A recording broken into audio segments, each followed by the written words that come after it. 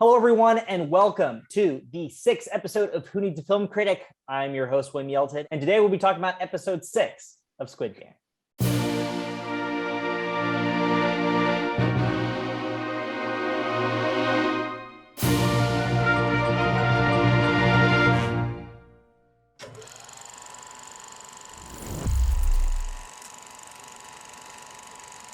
Let's jump right into the conversation about episode 6 entitled Gganbu. Players pair off for their 4th game. Gi-Hun grapples with a moral dilemma. Sang-woo chooses self-preservation, and Sae-byeok shares her untold story. So today we're going to do things a little bit different. Instead of 2 scenes, I will be showing 3 scenes tonight, and I believe that each of these scenes represent the entire episode's journey for the characters that are in them. However, before we dissect these scenes in particular, I wanted to kind of just zoom out for a second and kind of gauge what was going through your head when you realized, oh, wait, no, these partners are not going to be working together. They're competing against each other. What was that feeling? Can you guys commend the Korean cinematics of how they just like pull on our heartstrings and just like this is like a hashtag blindside, if I do say so myself. Just when they were all the hard guys were getting together, all the tough guys were getting together for the tug of war. Now to put all these tough guys back together again. Oh, it was glorious. I loved it so much. This episode was by far my favorite, and it was not close. It was so fun. I have so much to say about this episode. This whole episode I actually had to watch twice because I missed a whole lot. Just, emotionally, I was like, oh man, okay. I was just dwelling on something, and I realized I've been dwelling on it for 10, 15 minutes. I just missed what happened with this group. What happened with that group? When they said one of you will be eliminated from each team, it was an absolute gut punch for me, knowing who the teams were and that one of the 2 of them would be gone. Oh, I'm crushed. Oh my God. Like, it's just so brutal because the fates. One of them's gonna go, and I think this is the most emotional I've been in a very long time watching some show. Stan, I'm pretty sure that I started crying. I started Stan, crying. I am broken. I get it. I'm there with you, Stan. Skylar, did you start crying immediately hearing that the pairs were going to go after one another? Oh yeah, because I was holding out hope that it wasn't going to be that way. I felt it. I was like, oh God, please don't. And then it did, and immediately I just remember like my face was blank, and I was like, tear. Yeah. Who else wants to admit to crying almost immediately upon hearing this news? No, it was totally predictable. I mean, who here did not predict this coming? So Skylar's the only crier, at least initially, but we'll get to the end and see who actually. I'm the only one who admits it. Yeah. I agree with you, Skylar. I think the biggest one was Ali and his partner. I was devastated on that one. And also the 2 girls, because I really like both of them. I was like, okay, this is going to be good. They're going to, and I'm like, oh man, come on. And that brings us to our first video clip. So let's watch the first scene unfold.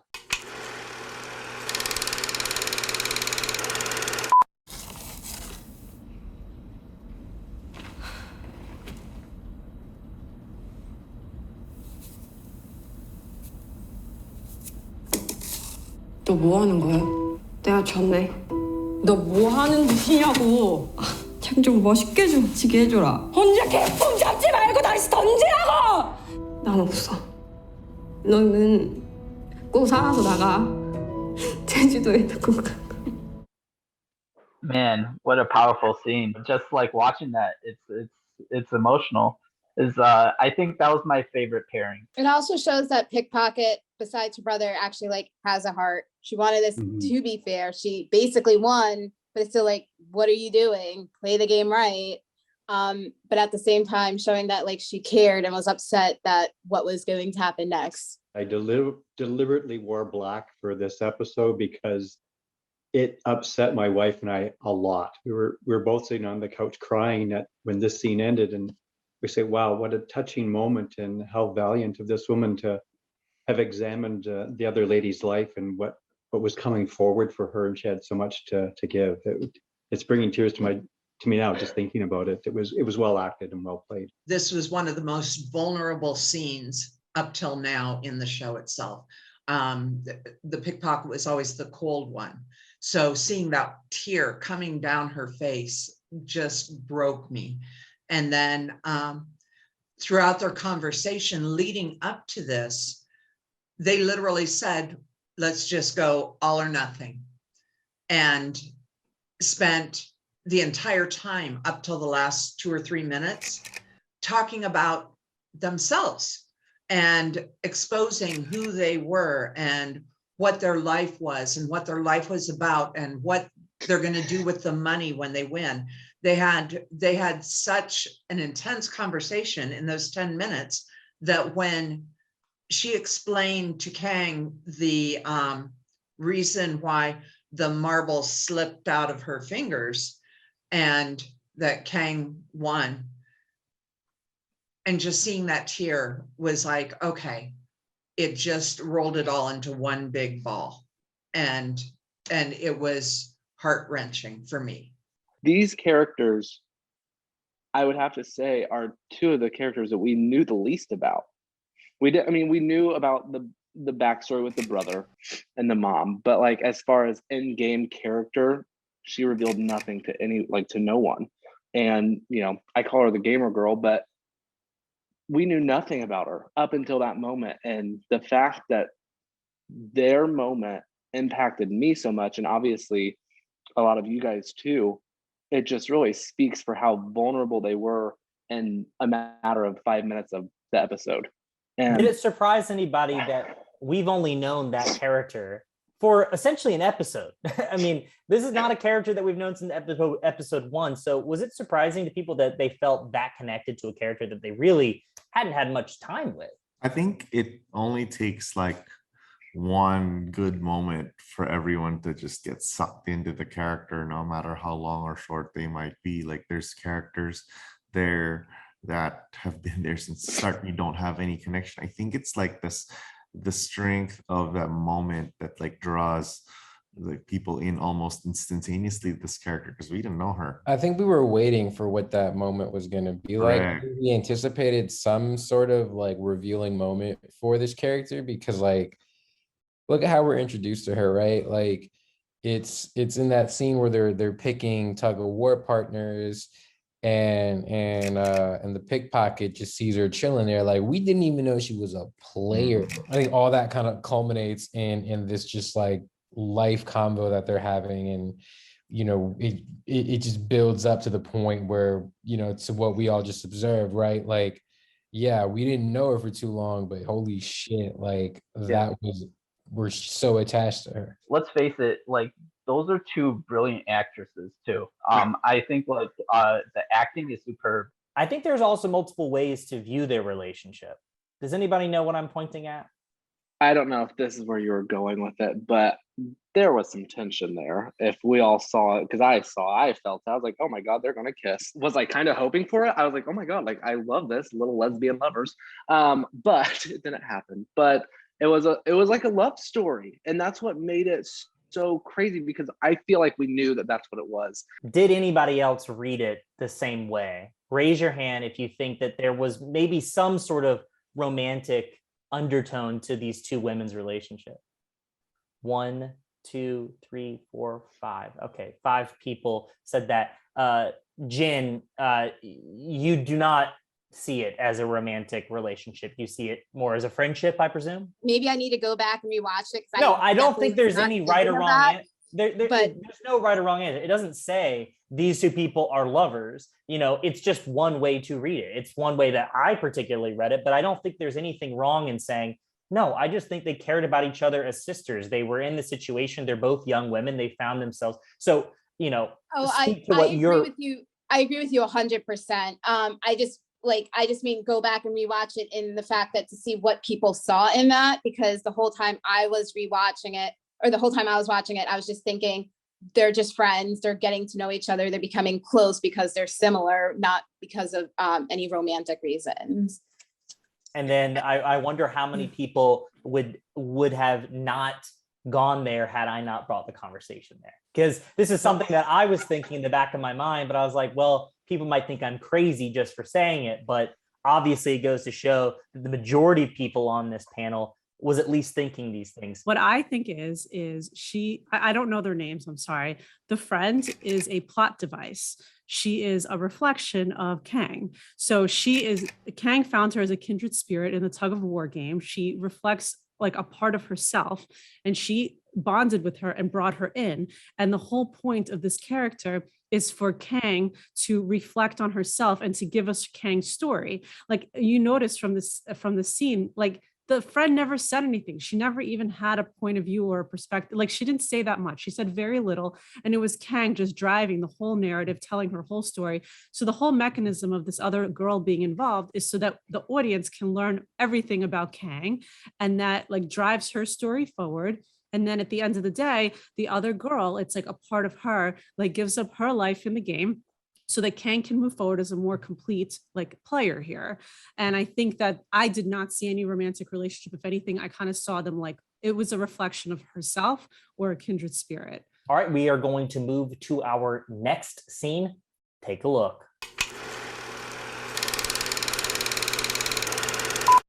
형! 상우 형! 상우 형!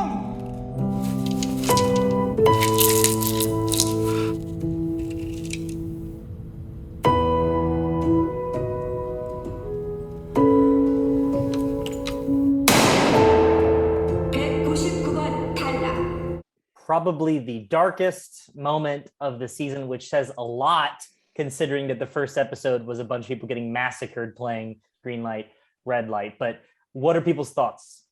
Please let me talk on this. Okay. Vanessa, This was my favorite part of the whole series so far. I couldn't wait to talk about this scene.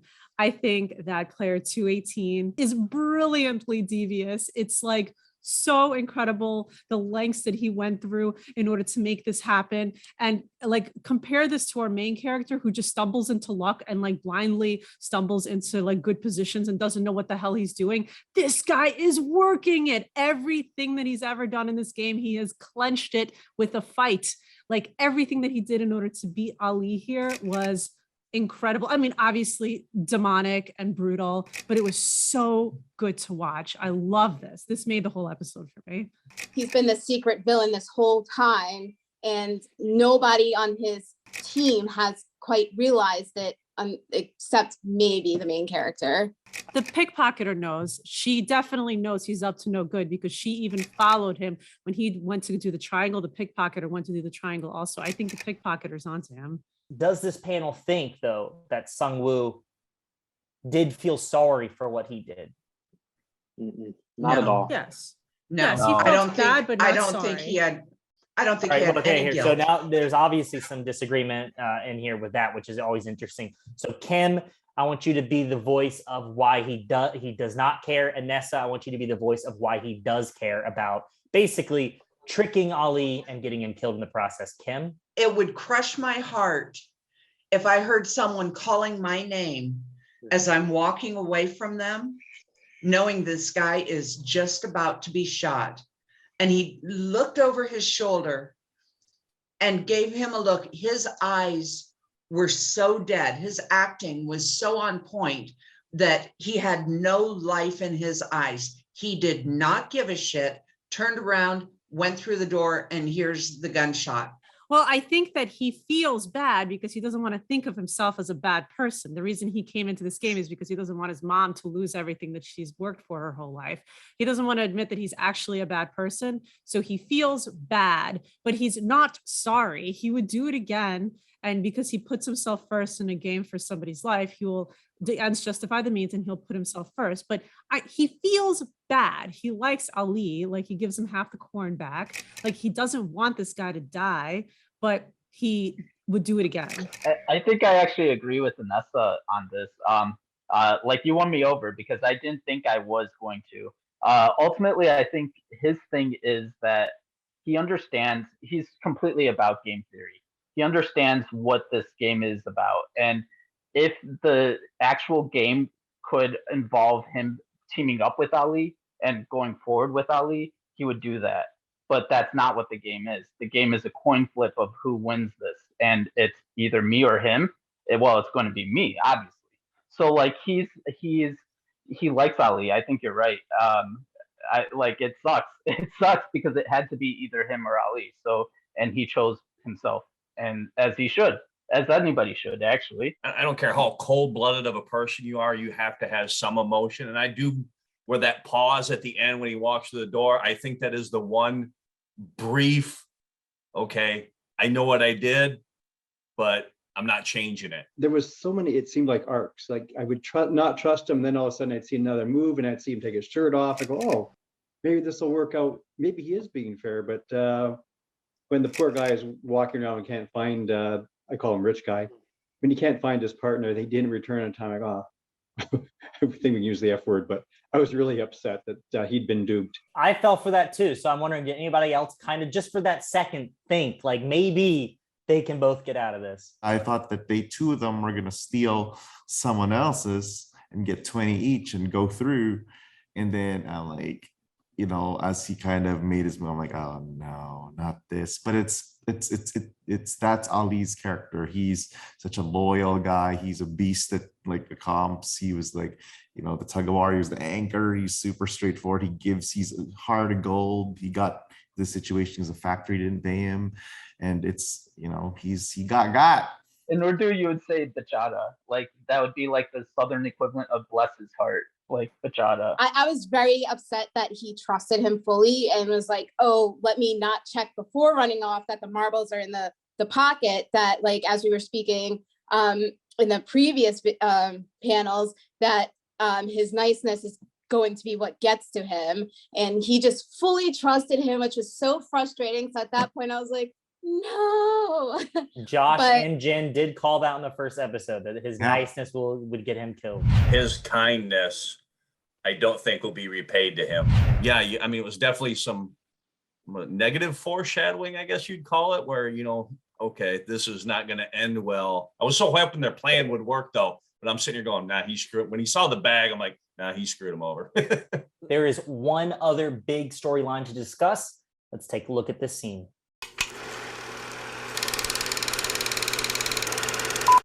우리 다 걸고 한판 할까? 말이 안 되는 거잖아. 자네가 날 속이고 내 굿을 가져간 건 말이 되고 가져. 괜찮아. 나 이름이 생각났어. 오일남. You know, we talked about his memory, like he knew the whole time that the old boy was cheating him, you know, so he was kind of playing a bluff on that one. And in this scene, you know, this is the alpha and the omega, the beginning and the end with 001 and 456. I'm still sticking with my theory that we don't see him shot. At least with Ali, we see the guy behind him, you know, put the gun right to the back of his head, basically, and shoot, even though we don't see Ali die. But this one, we don't even see any of it. All we hear is a gunshot. So I'm sticking to my theory that somehow 001 is involved in this somehow, and almost like a mentor to our main character. I don't think Ilnam, I don't think he actually was you know, having a convenient memory in this. Like he understood that this was going to be his last game with his friend, and that's why he like wanted to tell him at the last minute, at the last moment, that yeah, I know you're cheating me, but I still was having fun with my friend. You're still my friend, and like yeah, obviously you're going forward. I have a brain tumor. Like he wanted him to know at the last minute, listen, like we had our fun, but listen, asshole, like I had agency this whole time. I knew what was going on. So don't get carried away, and have some empathy, you asshole. So my theory is that he's in this game to pick someone and to protect someone. He gave him his 001 jacket. He said, they're going to frown upon you if you don't have a jacket. So walking away from that, he walks away with 001 as his number. And he says, oh, thanks, I had a good time. Yeah, he did have fun. He was able to live. He made it through. He played these games, but he also led him into this little enclosure where there's no one else around other than the employee. And, you know, the main character walks out, he hears a gunshot. So no one saw if he died or not. No other players. It's just what we heard.